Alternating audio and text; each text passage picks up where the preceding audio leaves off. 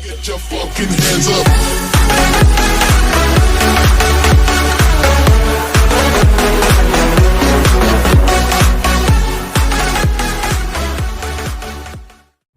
Assalamualaikum warahmatullahi wabarakatuh.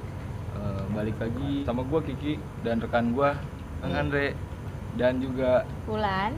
Oke. Malam hari ini gue bakal menceritakan tentang hal mistis, urban legend yang beredar di kalangan masyarakat atau bisa dibilang juga mitos lah. Mungkin banyak juga dari masyarakat dalam ataupun luar yang belum tahu tentang mitos legenda Pancoran Mas. Jadi ada beberapa warga yang gak semua orang tahu tentang Pancoran Mas ini. Tapi kenapa kita hadirin narasumber ya Kak? Karena untuk menguak sesuatu yang mungkin nantinya ada beberapa orang yang langsung peka terhadap pembawaan si Bapak. Ya.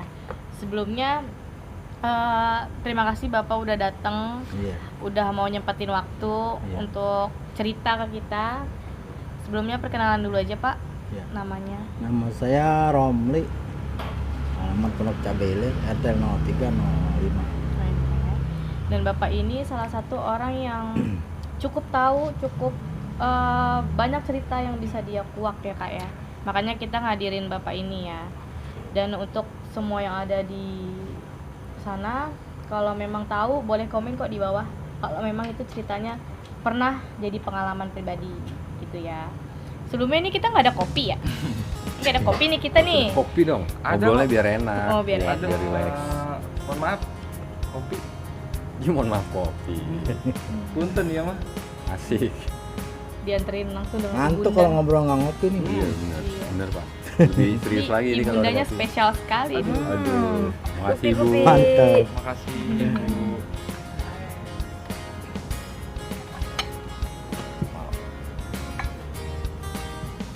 Jangan tatakannya doang deh, kopi-kopinya juga. Iya, Bu. Kayaknya Bang Andre gugup banget ya. Enggak gugup sih. Ya gimana gitu ya. Khusus nih buat Ulan. Iya, selalu beda sendiri lah ya Bu. Coklat Bu dia sukanya. Oke, dilanjut. Makasih Bu. Makasih Ibu. Nah kita lanjut yang tadi. Jadi yang tadi aku bilang Pak Romli ya. Ya. Ya Pak Romli ini kebetulan dari tahun 1980 ya Pak. 82. 82 ada di sini. Jadi ada beberapa pengetahuan atau pengalaman secara langsung yang bisa ia jelaskan gitu ya. Sebelumnya gimana Pak selama tinggal di dekat daerah sana, ada cerita-cerita apa Pak? Ya itu masalah Pancoran Mas itu kan disebut dulu mah Pancoran Rame kalau orang sini nyebut. Tapi kalau orang-orang luar itu nyebutnya Pancoran Mas. Karena itu emang buat berobat kan. Jadi orang mandi situ apa pada gatel-gatel apa segala macam jadi sembuh kalau mandi di situ.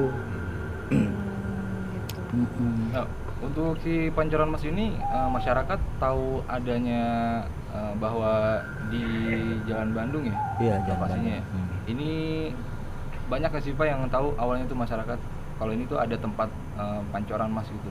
Banyak yang tahu itu orang-orang luar malah itu kan gini. Jadi dari omongan-omongan itu jadi nyambung itu jadi banyak itu orang pada datang.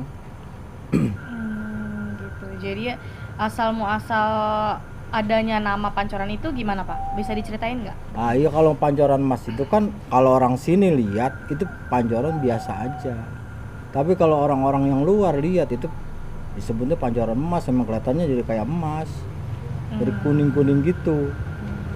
Berarti untuk pengetahuan dari masyarakat daerah sini pun melihatnya pancoran Pancoran biasa gitu. aja. Tapi Itu untuk- buat mandi tapi buat berobat apa.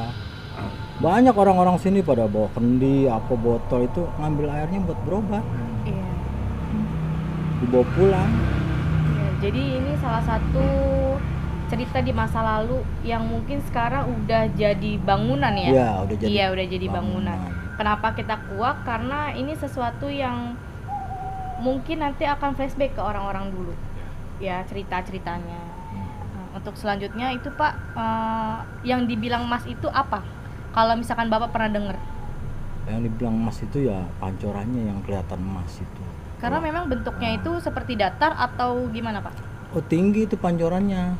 Jadi ada bukit gitu tinggi, ada gua-gua di situ. Jadi pancorannya itu ada ya di atas gua itu pancorannya. Jadi ada kobakan bawahnya buat orang pada mandi. Adanya pun berarti di tebing gitu ya Pak ya? Iya di tebing. Di tebingnya juga atasnya hutan itu kan, tempat hutannya. Oke. Tapi dari Bang Andre sendiri nih Bang Andre. Bang Andre tuh ngelihatnya memang kenapa disebut emas itu? Ya kalau saya lihat disebut emas itu mungkin kalau orang-orang sini nggak akan melihat itu kayak seperti emas. Iya. Mungkin orang-orang yang dari luar itu melihat itu emas. Tapi kalau ini sih penglihatan saya sih kayaknya itu bukan emas gitu kan. Saya bilang gitu. Bukan. Itu bukan emas karena hanya merupa emas tapi sebenarnya itu ya hanya pancoran ya Pak Iya, ya. pancoran Dan biasa. itu juga kan kayak ada kobakan dan Iya. kobakan itu pun ada mata airnya juga kan Airnya karena juga. nyampur ke situ. Ah. Nah, sekarang pun kayaknya gua itu udah keuruk ya Pak. Udah korup itu perumahan, proyek Perumahan udah. gitu. Tapi goa itu apa banyak yang orang pada untuk masuk ke goa itu Pak? Betapa itu. Ya macam-macam orang tapi orang-orang dari luar dari daerah itu dari Cirebon kadang-kadang ada di situ. Malah saya udah pernah ada lihat ada yang kurus bener itu berapa minggu udah nggak makan di situ. Oh lama juga Iya, ya Pak lama. berarti ya? Mungkin sampai berbulan-bulan kali Iya, dia sampai bertapa di situ. bulan-bulan sih betapa. Cuman yang saya lihat apa benar pas kita akan masuk ke goa itu akan ada kita bertemu dengan seekor monyet lah Pak. Kalau saya bilang itu ya bukan asli monyet lah. Nah itu iya, seorang enak siluman. waktu itu kan saya kan sering akan kalau lagi kecil ke situ sama mamang saya tuh. Oh, jadi itu nggak berbentuk monyet, ada suaranya doang. Oh, hanya Rame suara. lagi suaranya. Hanya suara monyet Oh, aja suara gitu monyet, ya. tapi bentuknya nggak ada. Tapi kalau misalnya paman saya kalau nggak ada, dia suka baca-baca apa saya nggak tahu gitu. Oke. Tapi suaranya hilang, suara monyet itu. Oh tiba-tiba Mungkin suaranya dia mau hilang. minta apa itu mamang saya di situ, minta apa gitu. Hilang suaranya. Bisa dibilang itu penjaga dari situ pun goib ya Pak ya? Nggak kelihatan ya? Untuk wujud pun dia juga nggak mewujudkan gitu kan? Enggak. Mungkin kalau misalkan bisa dibilang emas itu mungkin ada orang yang bisa ngeliat gitu ya Kak.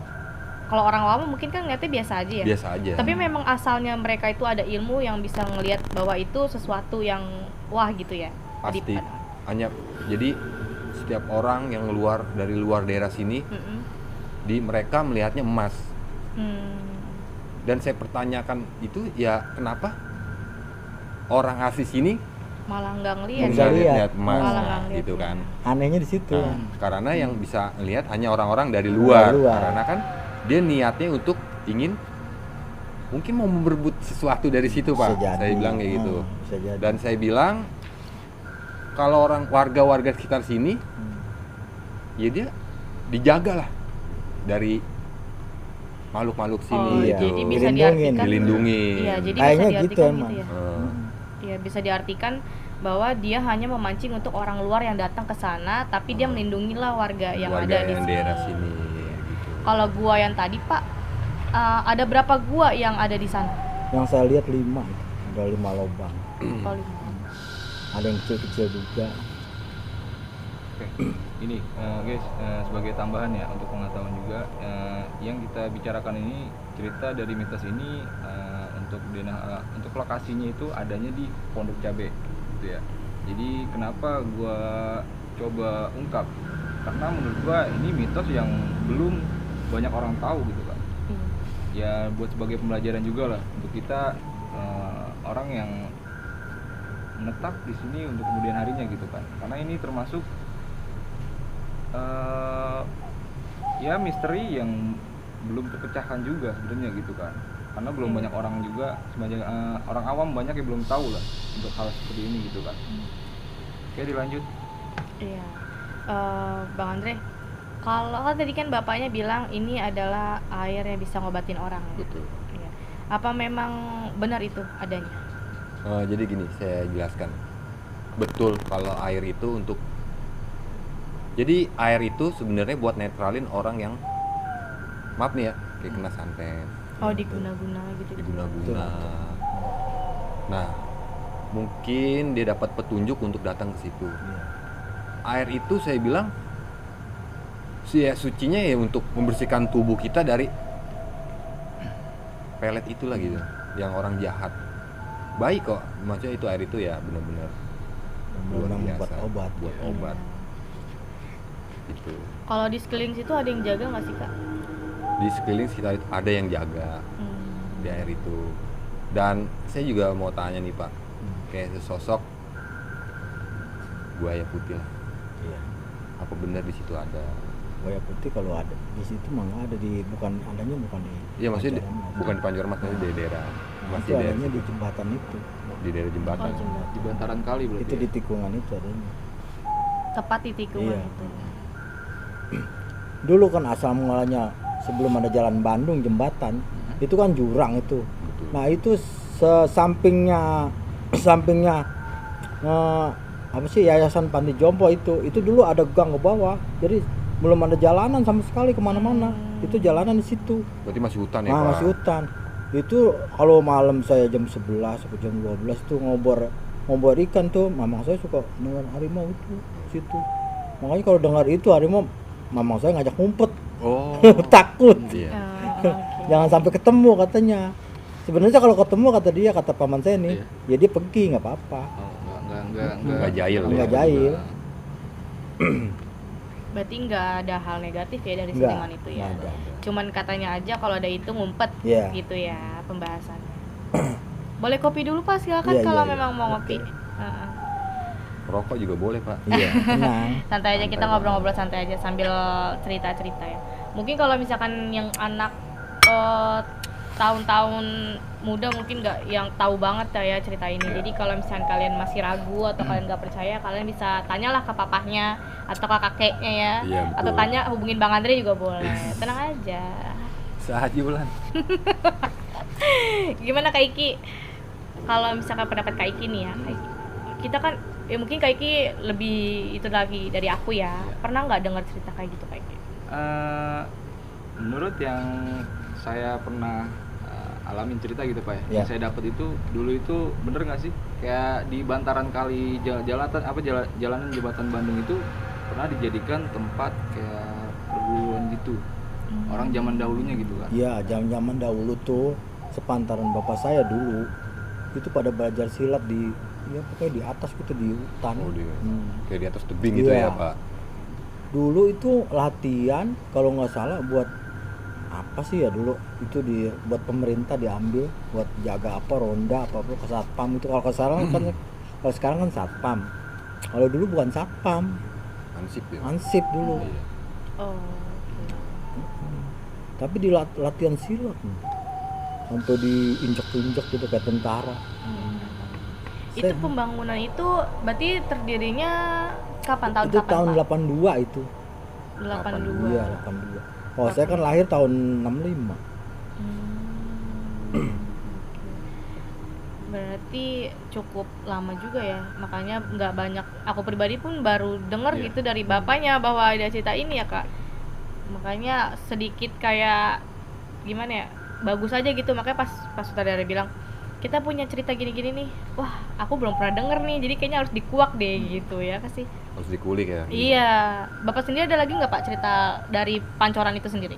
Ya pokoknya sekitar Pancoran itu dulu kan kalau nyebrang tuh di kali itu kan di nyebrang jembatan bambu itu paling 5 batang bambunya itu. Itu nggak bisa nyebrang misalnya papasan gitu nggak bisa. Iya, Oh, itu satu orang. jalur. Iya, cuma satu jalur doang. Jadi kalau kita mau nyebrang nih yang lain nungguin di depan. Iya, gantian. Nah, itu kalau habis maghrib itu nggak boleh ada orang lewat. Kalau istilah orang sini kan katanya itu kan ada buaya mau datang tamunya. Nah, jadi kalau misalnya dia tamunya mau datang itu dikali kayak tikar gitu. Jadi kalau ada anak-anak kelab gitu nyebur ya diambil. Oh, makan korban ya, Dimangsan Pak. gitu ceritanya kayak kalau dulu kan sini dimangsan karena bahasanya. Bahasanya Iya. Bukan dimangsa ya Pak, Iya, bukan. bukan dimangsa, dimangsan. Ah, Orang-orang tua itu dulu ngomong gitu. iya. Dimana tuh diambil ya orang itu. Iya, diambil. Tahu udah kembung ngambang. Gitu. Tapi di jembatan yang bambu itu Pak, Nah, apa ada kerajaan Pak? ya iya ada kerajaan kecil. Nah, itu kalau yang cerita engkong saya dulu kan engkong saya kan udah meninggal. Nah itu ada kerajaan situ katanya ada ratunya. Tapi cuma ratu doang, rajanya Iya, nggak ada. Di dalam situ kecil, cakep fotonya. Sering nggak Pak kira-kira untuk si dari kerajaan ini sering nggak sih nampakin wujud gitu? Yang saya sering lihat, yang suka saya lihat mah itu cuma ada lampu gitu, atas ada cahaya, Heeh. ada cahaya. Kalau ya Bapak bilang masalah cahaya ya Pak. Kalau cahaya itu, kalau saya bilang itu ya seperti beliau itu tuh mereka tuh rapat lah gitu. Oh, datang dari mana-mana gitu Iya, ya. jadi itu dia ada kayak Ngasih ada sinyal gitu iya, ya. kasih sinyal. Pengumuman kali Iya, ya. Briefing dia. pengumuman. Iya, briefing kayak Bisa kita jadi. ya. Kalau belum Jadi. syuting tuh briefing. Jadi tanda dia seperti Iya. itu gitu. Daripada datang. Iya. Dan saya juga nih Pak yang masalah macan ya kan, bilang ada macan. Yang saya lihat itu kan macannya ada yang macan Putih. belang dan sama putih nih. Karena ada 2 jenis macan ini ya, Yang saya suka itu yang belang. yang belang ya. Karena ya 2 macan ini ya dia penjaga kerajaan itulah. Oh. Dia hanya datang gerung dan kayak garuk-garuk. Iya, kayak korek-korek Nah, dia gitu. seperti dia nggak akan nampakin.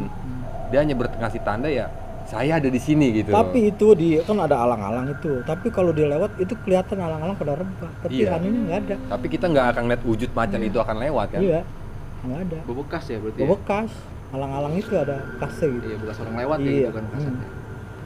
Tapi masalah buaya putih ini cantik ya Pak? Iya. Cantik ya Pak aslinya. Tapi Bapak pernah ketemu nggak Pak sama ratu Saya nih? nggak pernah ketemu. Oh, Cuman nggak pernah. waktu kalau saya mandi kali gitu kan, itu dasarnya itu licin kan. Tapi bersih, nggak ada batu, nggak ada. Licin kayak ubin. Gitu Pak. Licin tapi ada lubang gede gitu. Nah itu ada suka pusaran air itu kalau orang nyebur kesedot itu masuk situ. Oh itu yang dibilang makan korban Nah, seperti itu ya Pak. itu. Nah makanya itu yang di atas jalan yang sebelum Panti Jompo itu kan ada tanah longsor terus. Nah, Oh, itu, iya. itu lubangnya di situ. Lubangnya ada dasar di situ. Sampai sekarang pun masih ada ya Masih Pak? ada. Masih ada. Masih kelihatan kasat mata juga kah? Masih. Masih. Masih ada. Ya cuman kan balik lagi ya. Ya hanya orang-orang yang dikasih kelebihan lah yang hanya bisa lihat seperti Orang itu. tertentu lah ya. Iya. Iya. Itu aja. Terus saya mau tanya juga nih Pak. Apa ada barang di situ? Bukan barang sih Pak. Satu pusaka lah peninggalan leluhur-leluhur situ yang saya lihat itu ya keris sepasang. Ya iya itu yang nggak ada gagangnya itu. Nah yang nggak ada gagangnya nggak keris ada ini pun itu. sampai sekarang pun Hmm, keris ini pun masih ada. masih ada ya. Masih ada Pak. keris Nggak ada yang ini bisa tuh. ngambil. Nggak ada Pak. Karena nggak sembarang juga sih untuk Nah, kita itu ambil. dilingkarin itu ya. Nggak gampang lah untuk buat ngambil Iya makanya. keris itu. Dan kayak saya lihat Kalau tebakan saya sih orang bertapa itu ngambil itu tuh, nggak ada yang pernah dapat. Bisa jadi. Oh, tebakan saya. Soalnya orang ganti-ganti mulu itu betapa. Oh banyak, bukan 1-2 orang doang berarti ya? Bukan. ya walaupun gini sih Pak, walaupun orang yang bertapa itu walaupun dia dapat itu ya hanya bukan aslinya lah istilahnya gitu. Ya kalau dibilang bahasa kerennya KW lah. Iya. KW-nya lah, nggak terlalu asli banget kalau itu. Kalau saya bilang karena apa? Dari pusaka itu, dari leluhur kita peninggalan itu ya karena penjaga itu ya naga. Karena dia dililitin seekor naga nih. Bisa jadi. Nggak gampang untuk buat ambil keris itu. Nggak sembarangan orang. Nggak sembarangan untuk ngambil keris itu. Karena semua butuh wah luar Syarat biasa. ya. Ya Syaratnya tebakan juga. saya juga tuh yang bisa nimba empang itu naga itu bukan ular tebakan saya mah. Bukan. Masalahnya palanya juga ada di Iya. itunya Kayak kayak Ah. handuk gitu. Oh ini cerita baru nih berarti dari bapaknya. Bapaknya Iya. pernah ngeliat Iya, ada lihat seekor itu. naga gitu ya. Hmm. Yang bapak kira itu ular, ternyata itu Iya. naga Mm-mm. yang lagi gayut-gayut air. Iya, air nimba air itu. Ya itu mungkin ya dari penjaga keris itu Pak. Ah, bisa jadi ya ke situ jadi larinya emang. Tebakan saya penjaga. juga begitu emang. Karena penjaganya kan enggak ini juga sih penjaganya kan luar biasa juga naga. Anak kecil tuh dulu paling berani saya ke hutan-hutan itu. Yang lain mah nggak ada yang berani. Ya saya berani juga ada mamang saya yang juga ya ada. Yang tahu Yang lah. tahu dah pokoknya ada itunya juga dah Ada dia. sesuatunya Ada gitu sesuatu ya. juga. Betul. Buat nyingkirin itu dia tahu. Iya. Ya berarti ada poin pentingnya yang tadinya bapaknya nggak tahu lebihnya, ternyata sekarang udah ketemu nih, udah ngobrol jadi tahu. Iya. Yang tadinya kan bapak kiranya kan itu ular kan, tadi Iya. pas cerita, saya pernah ngeliat ular gini, pas tadi Bang Andre bilang itu naga, bapaknya langsung nyambung, Bisa oh jadi. berarti itu naga. Iya. Bukan ular itu berarti itu. Bukan Pak. Tapi kalau dari pandangan Bang Andre nih, orang yang betapa di gua itu mengharapkan apa sih? Gini, yang orang yang bertapa di gua Gua itu itu. kalau buat saya gini, satu dia nyari keilmuan nih, dan kedua pasti ada ada sesuatu yang dia harus ambil. Gak mungkin dia bertapa sampai berbulan-bulan Iya. dan gak makan, Iya. sampai relain badannya, Iya. sampai kurus seperti Iya, itu. dia nggak mau sia-sia lah ya. Nggak akan sia-sia, tapi kan nyatanya apa? Hasilnya semuanya ya nihil, Benar. Oh nggak dapat apa-apa. nggak dapat apa-apa, hanya buat menyiksa diri dia. Nggak ada yang berhasil. Nggak ada yang berhasil pasti ya Pak. Karena kan kita lihat dasarnya dulu dan penjaganya itu siapa. Walaupun orang yang betapa itu udah ketemu siapa yang penjaganya itu, tapi ya belum tentu akan bisa ngambil itu. Soalnya itu kata ngkong saya dulu, kalau misalnya keris itu bisa keambil, pokoknya benda apa yang di situ bisa diambil, orang sini nggak bakal selamat. Bisa melindungi. Ya seperti itu Pak. Jadi bersyukur dan alhamdulillahnya warga sini dijaga dengan baik. Nah satu lagi nih Pak, saya juga nih masalah selendang, Bapak tahu? Iya. Kalau masalah selendang gitu ya.